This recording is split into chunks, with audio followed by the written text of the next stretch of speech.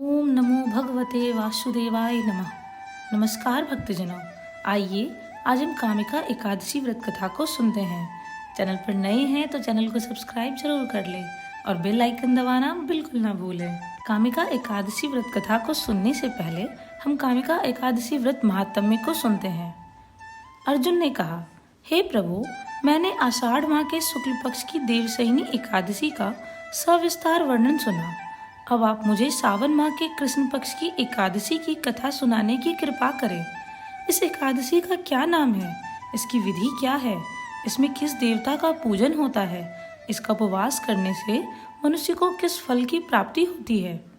भगवान श्री कृष्ण ने कहा, श्रेष्ठ धनुर्धर, मैं सावन माह की पवित्र एकादशी की कथा सुनाता हूँ। ध्यान पूर्वक श्रवण करो। एक बार इस एकादशी की पावन कथा को भीष्म पितामह ने लोकहित के लिए नारद जी से कहा था। एक समय नारद जी ने कहा, हे पितामह, आज मेरी सावन के कृष्ण पक्ष की एकादशी की कथा सुनने की इच्छा है, अतः आप इस एकादशी की व्रत कथा विधान सहित सुनाइए। नारद जी की इच्छा को सुन पितामह भीष्म ने कहा, हे नारद जी, आपने बहुत ही सुंदर प्रस्ताव किया है। अब आप ध्यानपूर्वक इसे श्रवण कीजिए। सावन माह के कृष्ण पक्ष की एकादशी का नाम कामिका एकादशी है। इस एकादशी की कथा सुनने मात्र से ही वाजपेयी यज्ञ के फल की प्राप्ति होती है। कामिका एकादशी के उपवास में शंख चक्र गदाधारी भगवान विष्णु का पूजन होता है। जो मनुष्य इस एकादशी को धूप दीप नैवेद्य आदि से भगवान विष्णु की पूजा करते हैं, उन्हें गंगा स्नान के फल से भी उत्तम फल की प्राप्ति होती है। सूर्य ग्रहण और चंद्र ग्रहण में केदार और कुरुक्षेत्र में स्नान करने से जिस पुण्य की प्राप्ति होती है, वह पुण्य कामिका एकादशी के दिन भगवान विष्णु की भक्ति पूर्वक पूजा करने से प्राप्त हो जाती है। भगवान विष्णु की सावन माह में भक्ति पूर्वक पूजा करने का फल समुद्र और वन सहित पृथ्वी दान करने के फल से भी ज्यादा होता है। प्रतिपात में गंडकी नदी में स्नान करने से जो फल प्राप्त होता है, वह फल भगवान की पूजा करने से मिल जाता है। संसार में भगवान की पूजा का फल सबसे ज्यादा है, अतः भक्ति पूर्वक भगवान की पूजा न बन सके तो सावन माह के कृष्ण पक्ष की कामिका एकादशी का उपवास करना चाहिए। आभूषणों से युक्त बछड़ा सहित गौदान करने से जो फल प्राप्त होता है, वह फल कामिका एकादशी के उपवास से मिल जाता है। जो उत्तम द्विज सावन माह के कृष्ण पक्ष की कामिका एकादशी का उपवास करते हैं तथा भगवान विष्णु का पूजन करते हैं, उनसे सभी देव, नाग, किन्नर, पितर आदि की पूजा हो जाती है। इसलिए पाप से डरने वाले व्यक्तियों को विधि विधान सहित इस उपवास को करना चाहिए।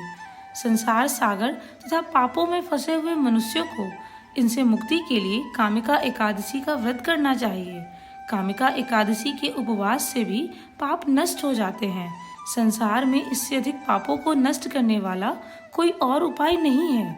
हे नारद जी, स्वयं भगवान ने अपने मुख से कहा है कि मनुष्यों को अध्यात्म विद्या से जो फल प्राप्त होता है, उससे अधिक फल कामिका एकादशी का व्रत करने से मिल जाता है।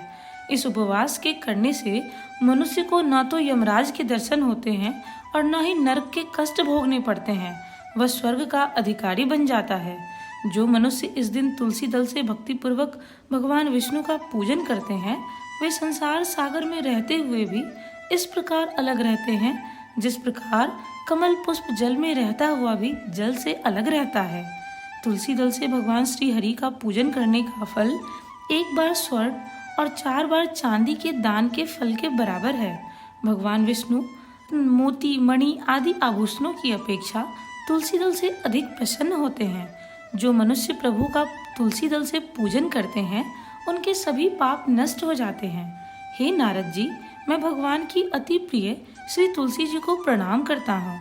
तुलसी जी के दर्शन मात्र से मनुष्य के सभी पाप नष्ट हो जाते हैं और शरीर के स्पर्श मात्र से मनुष्य पवित्र हो जाता है। तुलसी जी को जल से स्नान कराने से मनुष्य की सभी यम यातनाएं नष्ट हो जाती है। जो मनुष्य तुलसी जी को भक्ति पूर्वक भगवान के श्री चरण कमलों में अर्पित करता है, उसे मुक्ति मिलती है। इस कामिका एकादशी की रात्रि को जो मनुष्य जागरण करते हैं और दीप दान करते हैं, उनके पुण्यों को लिखने में चित्रगुप्त भी असमर्थ है। एकादशी के दिन जो मनुष्य भगवान के सामने दीपक जलाते हैं, उनके पितर स्वर्गलोक में अमृत का पान करते हैं। भगवान के सामने जो मनुष्य घी या तेल का दीपक जलाते हैं उनको सूर्यलोक में भी सहस्त्रों दीपकों का प्रकाश मिलता है। आइए अब हम कामिका एकादशी व्रत कथा को सुनते हैं। एक गांव में एक वीर क्षत्रिय रहता था। एक दिन किसी कारणवश उसकी ब्राह्मण से हाथापाई हो गई और ब्राह्मण की मृत्यु हो गई। अपने हाथों मारे गए ब्राह्मण की क्रिया उस क्षत्रिय ने करनी चाहिए, परंतु पंडितों ने उसे क्रिया में शामिल होने से मना कर दिया। ब्राह्मणों ने बताया कि तुम पर ब्रह्म हत्या का दोष है, पहले प्रायश्चित कर इस पाप से मुक्त हो, तब हम तुम्हारे घर भोजन करेंगे। इस पर क्षत्रिय ने पूछा कि इस पाप से मुक्त होने के क्या उपाय हैं।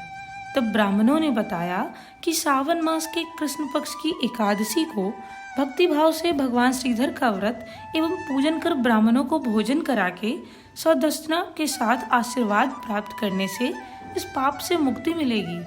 तो के बताए हुए तरीके पर व्रत करने वाली रात में भगवान श्रीधर ने क्षत्रियों को दर्शन में देकर कहा कि तुम्हें ब्रह्म हत्या के पाप से मुक्ति मिल गई है।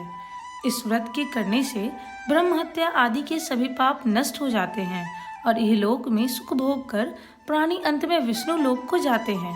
इस कामिका एकादशी के महात्म्य के श्रवण व पाठ से मनुष्य स्वर्ग लोक को प्राप्त करते हैं। बोलिए भगवान श्री हरि विष्णु की जय। धन्यवाद।